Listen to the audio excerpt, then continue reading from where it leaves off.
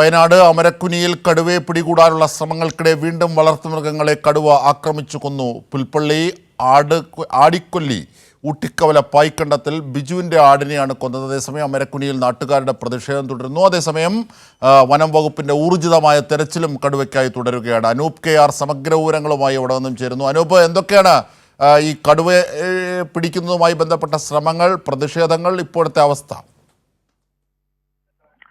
ഇന്നും പുലർച്ചെ അമരക്കുനി തൊട്ട് ഏതാണ്ട് 1.5 കിലോമീറ്ററോളം, അമരക്കുനിയിൽ നിന്ന് ഏതാണ്ട് 1.5 കിലോമീറ്ററോളം അകലെ ജനവാസ മേഖലയിൽ നിന്ന് ഒരു ആടിനെ കൂടി പിടികൂടിയതാണ് വലിയ ഒരു പ്രതിഷേധത്തിലേക്ക് മറ്റുമുള്ള സാഹചര്യത്തിലേക്ക് ഈ പ്രദേശത്തെ എത്തിച്ചത്. ഏതായാലും ഇവിടെ ഇപ്പോൾ അതിനുള്ള ശ്രമങ്ങൾ നടത്തുകയാണ്.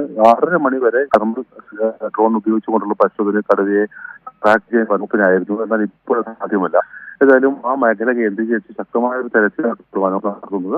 മയക്കുവെടി സംഘങ്ങളും അതോടൊപ്പം വനപാലക പോലീസ് സംഘവും എല്ലാം തന്നെ ഈ പ്രദേശത്തുണ്ട്. നേരത്തെ ഒരു നേരിയ സംഘർഷം ഈ സ്ഥലത്ത് ഉണ്ടായിരുന്നത് ഇന്ന് രാവിലെ